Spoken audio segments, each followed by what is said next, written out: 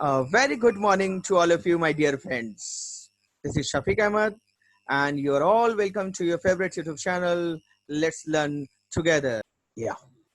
So, welcome back to our class. And our next chapter is what is democracy and why democracy. That is quite essential over here, this chapter, because that is the beginning of this chapter, and that is of the syllabus of civics also. Because this one is quite important, as all the other chapters are quite related to this chapter. What is democracy and why democracy? Okay, that is presented by me, Shafiq Ahmed over here. So you might have heard a lot of definition of democracy in your previous classes, 6, 7, 8 and onwards. But let us define the word democracy and let's go deeper and deeper about its meaning, its features, merits and demerits. According to Abraham Lincoln, democracy is government of the people, government chosen by the people, that is of the people, and that is government by the people again, and government is controlled by the people and for the people means is again the government is only for the people, means whatever the people will wish, the government will have to according to the wishes of the people or the citizens of the country. Because in a representative type of democracy, the citizens are not directly interfering in the affair of the government. The citizens, they used to elect their representative, and those representatives such as MLA and MP, they used to frame rules and laws for the country, and they used to take decisions.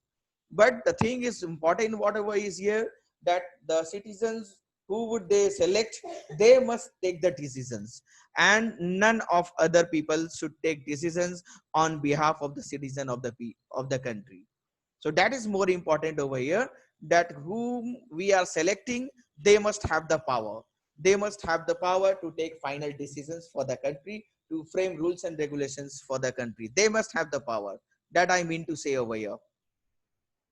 Okay, the word democracy comes from a Greek word, that is demokratia.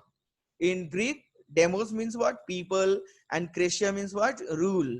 That is, democracy here means rule by the people. So you can write it over here in your notebook also about this one, that the word democracy has come from the Greek word. And we are dividing the two words into two different parts, demos and the people. That is, democracy means rule by the people. So is that definition is enough, that democracy is ruled by the people, or the definition that Abraham Lincoln has given us, that government of the people, by the people, for the people, is that okay? We are accepting this definition from long time, but we will have to look into it whether it is really acceptable, or there must be something added to this definition of democracy. Let us see. One of the boys, Siddharth, of your class, and he has a different version of democracy, because he has seen the government performing with his eyes, and in his front he has seen all the activities of the government, and that's why he little bit changed the definition of democracy. And let us see and have fun, but we are not going to accept his definition. Democracy is of the people, he is writing. Of the people means that is away from the people, that is not for the people, he is writing. And he's writing that democracy is far from the people, means it is not connected with the people are really far away from the people. And the last one, more funny, he wrote that democracy is where they used to buy people, buy, B-E-U-Y, not B-Y, B-U-Y, means there he has seen, he might have seen, Siddharth might have seen that people are earning a lot of money for selling out their one precious vote.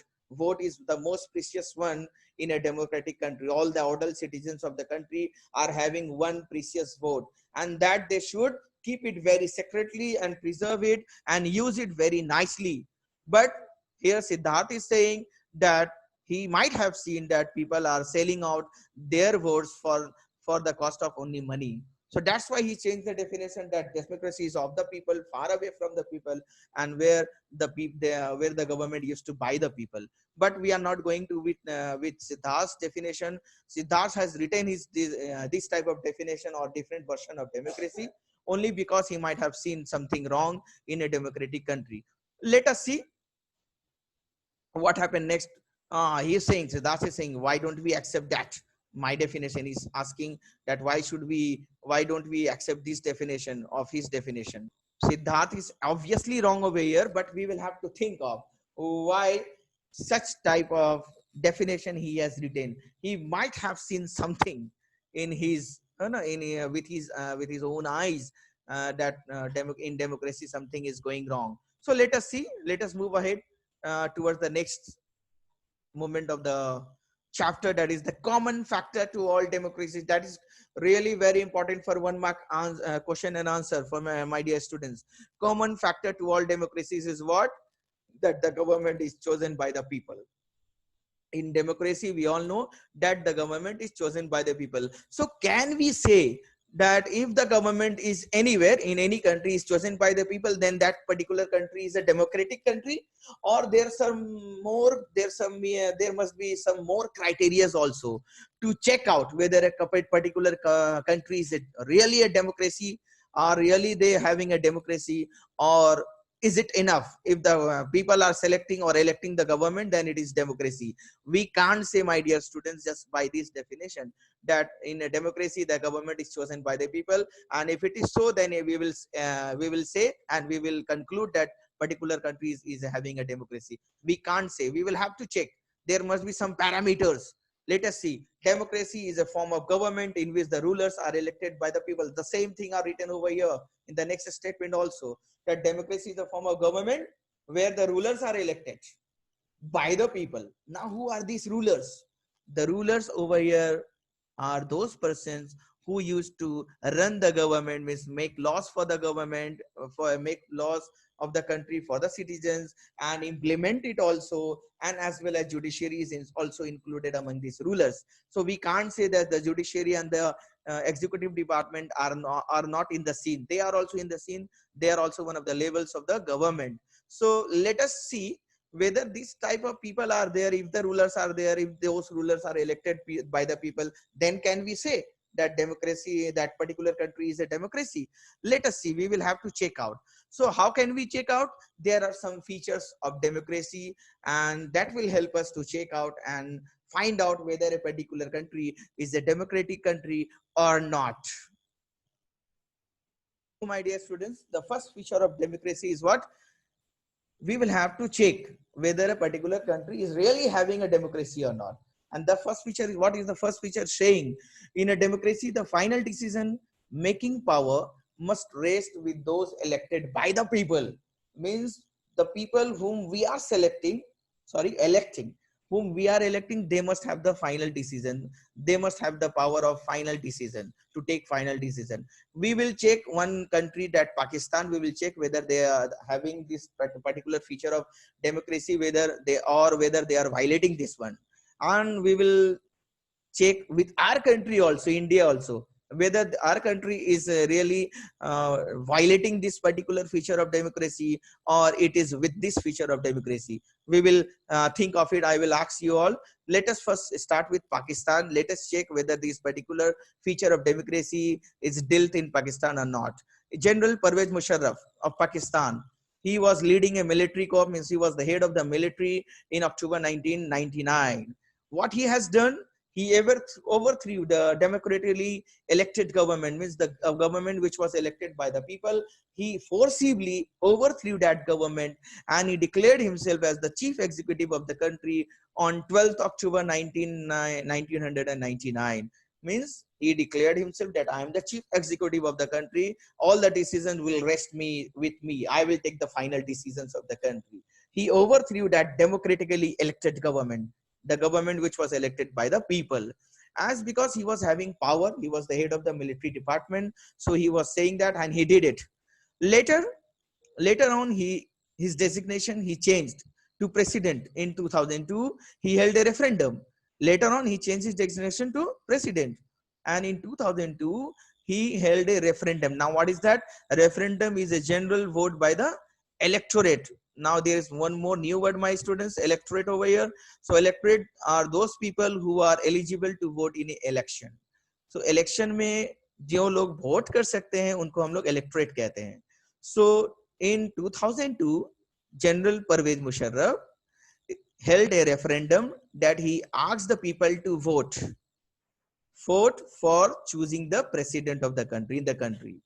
And in that particular voting system in 2002, he won flexibly. That is 90% of the vote he got in the country, and that particular win gave him 5-year extension. 5 साल का और उनको extension मिल जाता है general Parvez Musharraf को ये referendum करने से.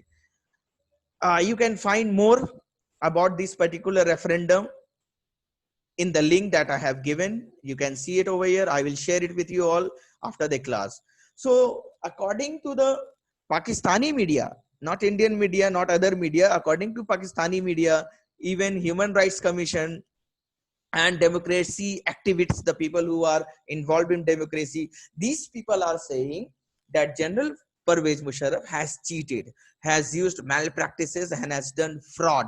According to Pakistani media, human rights organization and democracy, they are saying that General Pervez Musharraf has cheated the people, has forced the people to vote for him. And let me tell you, he got 90% of the vote. Let us see about the next step of General Pervez Musharraf, what he did next to stay in the country for a long time. In August 2002, he issued a legal framework order. Now, what is that? He issued legal framework order, one order that legally, and according to this particular legal order, he was having the chance, he was having the power to amend the constitution of Pakistan, to change the constitution of Pakistan. And he changed the constitution of Pakistan, in which what was declared in the new constitution, that the president can dismiss the national as well as provincial assemblies. President, he was elected as the president for the next 5 years. Now he is increasing his power. According to the new constitution, he can, means president means he, and he can dismiss the national as well as provincial assemblies. National level में जो assemblies है यानी parties है, वो उसको क्या कर सकते हैं, dismiss कर सकते हैं. Different parties को यानी opposition को वो dismiss कर सकते हैं. Even he can dismiss provincial means regional or state wise जो parties होते हैं उसको भी वो dismiss कर सकते हैं. According to this particular legal framework order issued by the President General Pervez Musharraf, उसके हिसाब से ये किसी को भी dismiss कर सकते हैं, किसी भी पार्टी को, national हो या provincial means regional है ना, area wise. तो या तो provincial assemblies हो या national assemblies, he can dismiss. Now let us see next the work of the civilian cabinet. Now what is this new term over here, civilian cabinet? Let me share one screen with you about the civilian cabinet. Let me share it. Come on, civilian cabinet. Oh, I think I will have to open it first. The civilian cabinet, the common populace who are not in any way involved in the running of the government. It means what? The people who are not the people who are not in military, they are known as the civilian. We the people are not in the military, we are not involved in the military, then we are known as a civilian. So this is the cabinet or the committee that has been organized by the people. But what are the function of these people? They used to look into the legal or the common affairs of that particular area. Now, according to this particular Pervez Musharraf, General Pervez Musharraf, what he did really there, you can see in the next screen I will share. Yeah, this one. From here, okay. So it was that civilian cabinet that the people who are not in the military, they are not involved in military, they are not in the army, they are known as a civilian. So that cabinet is used to look into the affairs of the government in the regional wise, state wise, local people will take care. But that civilian was also supervised by the National Security Council. अब ये civilian cabinet को कौन supervise करेंगे? National Security Council, and that is all according to the new legal framework order. ये legal framework order जो उन्होंने release किया था, उसी के हिसाब से ये था कि ये सिविलियन कैबिनेट को भी, यानी कि आम लोगों का जो एक कमेटी है, उसको कौन सुपरवाइज करेंगे? National security council. और ये नेशनल सिक्योरिटी काउंसिल में जो मेंबर्स थे, वो सारे मेंबर्स कौन लोग थे? मिलिट्री ऑफिसर्स, यानी कि पूरे मिलिट्री ऑफिसर से ये भरा हुआ था national security council. And this military officers were directly or you can say indirectly they were controlling this civilian cabinet of the people also. So after passing this law, legal framework order, after passing this law, there was two things in the country, that president can dismiss national as well as provincial assemblies, and the president can or you can say the military officers are assuring or supervising the civilian cabinet as well. Now after passing the law, elections were held, क्योंकि अब जो है president जो है काफी secure feel कर रहे थे. He was feeling very secure कि अब जो है हम काफी सिक्योर हैं, अब हम इलेक्शंस करवा सकते हैं. So he held elections in the national as well as the provincial assemblies, है ना. नेशनल और प्रोविंशियल असेंबलीज में दोनों तरफ उन्होंने इलेक्शन करवाया. और लोगों को पता था नेशनल लेवल में भी और प्रोविंशियल लेवल में भी कि प्रेसिडेंट जो है हमारी पार्टी को डिसमिस कर सकता है कभी भी, because according to this legal framework order. तो एक तरीके का उन्होंने प्रेशर बना दिया था. जनरल परवेज मुशर्रफ जो है एक तरीके से उन्होंने प्रेशर पहले ही से बना दिया है पार्टीज के ऊपर में कि कोई इनके खिलाफ वोट ना कर सके.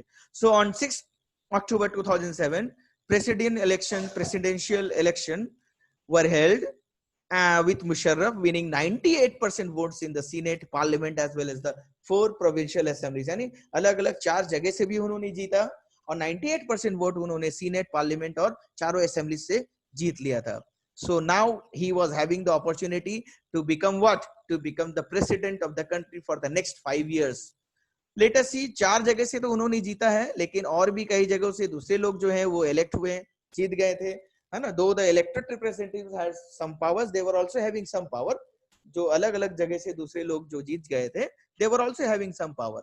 But the final power rested with military officers and General Musharraf himself. लेकिन फाइनल जो पावर था वो किसके हाथों में था?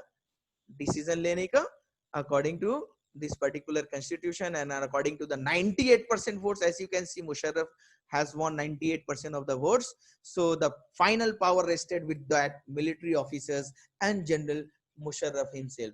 तो ना तो ये military officers elected थे, they were not they have not won the election, है ना, these military officers, neither General Pervez Musharraf. और लेकिन फिर भी ये फाइनल डिसीजन किसके हाथों में रहा? जनरल परवेज मुशर्रफ के और उनके आर्मी ऑफिसर्स के हाथों में रहा. So according to this situation, अब हम लोग चेक करते हैं वो फर्स्ट फीचर ऑफ डेमोक्रेसी जो ये कहता है that the final decision making power should lie with the people who is elected by the citizen of the country. तो इस केस में हम लोग देखेंगे पाकिस्तान के केस में दैट ये पहला फीचर जो डेमोक्रेसी का वो वायलेट हो रहा है, that Pervez Musharraf is having the whole power, all the power he is having, but he was not elected. So let us see, can we still call Pakistan a democracy? Obviously no, because of many reasons. Let us see what are those reasons. You can see that people have elected the representative to the national as well as provincial assemblies, है ना. लोग जो हैं elect किया उन्होंने representative को अपने national और प्रोविंशियल लेवल में, दोनों लेवल में. But those elected representatives were not really the rulers because they were not taking the final decisions. General Pervez Musharraf and the army officers who were not elected by the people, they were taking the decision, final decision. That's why we can't say that the elected representatives were really not the rulers of Pakistan at that time, during the time of General Pervez Musharraf.